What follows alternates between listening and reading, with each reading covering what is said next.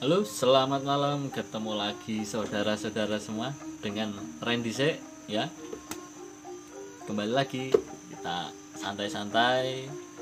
Semoga semuanya sehat, semuanya dilancarkan rezekinya.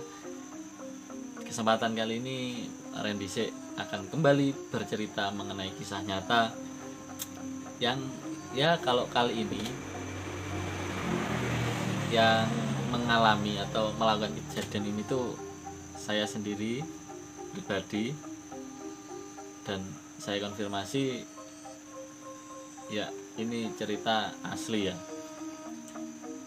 dan semoga dapat diambil hikmah dan manfaat dari cerita saya ini. Oke, tapi sebelum itu tolong dibiasakan untuk subscribe.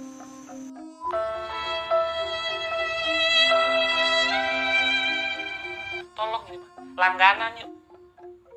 Abis langganan nyalain lonceng sebelah sini. Cakep kan? Ya udah. Udah, mantap, gas. Oke, langsung kita mulai dari pribadi saya. Saya Randy. Saya aslinya orang Banyuwangi. Jadi kejadian ini memang saya alami juga di Banyuwangi ya. Ini saya bercerita tentang saya saat mendaki gunung. Ya kayak gini-gini juga ya, pernah lah merasakan mendaki ya, walaupun gunungnya ini ya untuk pemula lah ya, soalnya tempat wisata juga, wisata banget soalnya. Oke, langsung aja saya sebutkan saja tempatnya. Nah ini tempatnya di Banyuwangi, di Kawah Ijen. Nah, saya ungkapkan langsung karena juga yang saya alami tidak terlalu mistis, jadi ya jangan takut ya, kesana aja, itu tempat wisata, enak kok. Oke, pertama itu dulu pas saya masih kerja ya, maksudnya kerja jadi admin. Suatu ketika itu teman-teman mengajak saya untuk naik gunung. Ya ini berbanyak sebenarnya, janjiannya itu udah kemarinnya itu ngajak saya. Mereka bilang ayo naik gunung ya. Aku tanya ya, berangkat jam berapa? Berangkatnya jam 12 sudah berangkat lah, nanti sampai sana sore. Naik motor ini 12 ya, 12 orang termasuk saya, jadi 13 ya. Tapi kan karena saya kerja, saya baru selesai kerja itu jam 4 sore ya. Saya harus bilang saya nyusul ya, saya belum pulang jam segitu ya. Teman-teman sih bilang oh iya nggak apa-apa nyusul, tapi saya yakin pikiran teman-teman emang berani nyusul naik. Nah, soalnya teman-teman ini bilang nanti kita langsung naik, campnya di pos Bunder ya, pos yang dekat dengan kawah. Soal kita tidak berhenti di Paltuding itu base pertama, base campnya lah, ada lapangannya, ada fasilitas di sana. Tapi mereka camp di Bunder, pos Bunder. Nah terus ya berangkatlah hari H itu. Teman-teman berangkat duluan memang benar, dan saya ya namanya saya pegang janji ya, namanya nyusul wis. Terus setelah jam 4 sore saya langsung gas OTW ke Ijen sendirian. Sampai Ijen itu sampai Paltuding ya, pos Paltuding yang bawah itu jam maghrib. Nah saya kan ya udah sering ke sana lah, 9 kali saya ke sana itu, naik itu. Terus ternyata di sana aturan baru, boleh naik summit itu jam 11 malam, summit trek ya. Dan saya tuh nggak tahu. Nah, jadi gitu, saya habis dari Paltuding saya ngisi data itu apa, Simaksi ya, Simaksi. Ditanya saya, sendirian mas? Enggak, teman saya sudah duluan. ngepost di Bunder Nyakem. Oh ya udah nyusul ya, ya udah wis aku nulis, enak aja, enak nulis lancar ya. Saya keluar langsung saya naik masuk jalan trek pendakian itu ya, trek pendakian. Nah sebenarnya di situ ada penjaganya 2. Nah tapi ya lewat-lewat aja, penjaganya itu pergi, nggak tahu kan, mungkin karena jamnya udah jam nggak ada yang naik ya. Wong saya naik pertama itu 100 meter pertama orang-orang pada turun. Jadi yang naik itu cuma saya sendiri. Itu udah gelap, posisi maghrib. Ya orang-orang ya nggak bilangin apa-apa, padahal saya juga nggak tahu aturan itu. Akhirnya ya saya terobos aja lah gitu kan, naik deg sampai tengah-tengah perjalanan. Pada posisi yang mendaki itu saya lelah ya, agak lelah juga, agak berhenti, tarik nafas lagi. Lah kok ada yang teriak-teriak dari bawah, turun. Nah gitu. Apa karena aku bawa senter ini kan, senternya kan jalan naik terus kan, jadi kelihatan dari bawah. Pikirku kalau saya turun ke bawah saya jelas males naik lagi, otomatis dah ya inisiatif senter tak matiin. Wah, malam-malam naik gunung senter dimatiin. Saya cuma ngandelin cahaya bulan, daripada aku diteriakin suruh turun terus turun beneran kan ya. Ya aduh, gak mau naik lagi juga males kan kayak gitu. Nah, mulai di situ ya namanya daki kan ya lelah ya, naik tarik nafas juga, duduk berhenti, apalagi kalau fisik saya itu bukan olahragawan. Jadi jalan pas tanjakan itu jalan dikit berhenti, jalan dikit berhenti, tarik nafas. Nah pada saat setelah isya itu ya, saya masih di tengah perjalanan.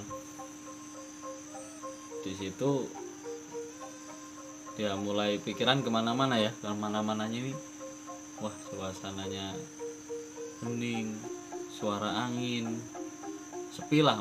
Saya sendiri di situ, di trek itu saya sendiri, nggak, suasananya itu gimana ya, hembusan angin ke pohon-pohon pinus, nggak ada suara sama sekali, cerah. Terus pokoknya udara juga nggak terlalu dingin, mungkin karena kayak capek juga ya. Nah terus pas itu setelah isya itu ada momen kayak gimana ya, menurut saya itu ya poinnya saya di situ tuh itu saya dengar suara apa itu, kalian tahu ya kalau suara pintu kuno dari kayu yang ngebrak lama, itu keras. Dek suara yang saya dengar itu kayak di depan kan jalannya kan naik sekali ya, mau naik sekali wes, tajam naik. Itu seperti di trek di atasku. Tak pikir wah ini horor juga nih, tapi karena gini ya, soalnya orangnya ya dulu punya basic bela diri sih, jadi kayak pikiranku tuh brutal lah, dibilang itu brutal ya. Jadi kalau wah ini kalau ada apa-apa tak libas aja lah, maksudnya barbar gitu loh pikiranku. Akhirnya ya yang kedengeran dia itu suara ngebruk. Nah itu kalau pikiranku kalau aku turun itu nanti sia-sia aku naik, ini udah bakal isya jam 8 malaman, capek, aku mau mikir yang aneh-aneh itu juga terlalu capek. Alah, ya udah, terus aku jalan 2 langkah berhenti, mati tarik nafas, namanya capek banget ya, suaranya tetap ada. Jadi gini, lokasinya itu letter S gitu ya, S tapi naik, track naik. Nah ini suaranya ada di atas yang track S ini tadi. Itu di situ kan pohon pinus, emang ada angin tapi anginnya enggak angin kenceng ya, angin biasa gitu, angin sejuk gitu ya. Nah terus jarak antar pinus itu juga apa namanya, agak jauh lah, dikira paling deket 2 meteran lah. Untuk gesekan antar batang itu kayak nggak mungkin banget gitu loh. Jadi tak pikir alah ben lah, wong suara aja lah, cuma suara itu. Kan jalan terus aku, suara itu tetap ada, ngebrek. Udah tak lewati, wis akhirnya suara itu terlewatkan. Aku lewat, suara di depan tuh kayak nggak ada, udah aku lewat udah nggak ada, tak lewati udah nggak ada, langsung hilang suaranya itu. Jadi ya udah, itu lanjut lagi lah, mungkin itu ujian buat saya aja. Ya tetap mati lampu, mati senter, enggak ngidupin senter. Itu sebelum nyampe ke pos bundar itu ya, aku mikir gini, ini kalau anak-anak ternyata nggak ngemping di sini celaka. Karena apa, di sana itu tidak ada sinyal, berarti celaka ini. Wah aku ya kayak orang gila di atas gunung sendirian kan, padahal orang di situ kan jarang yang ngecamp di bundar itu.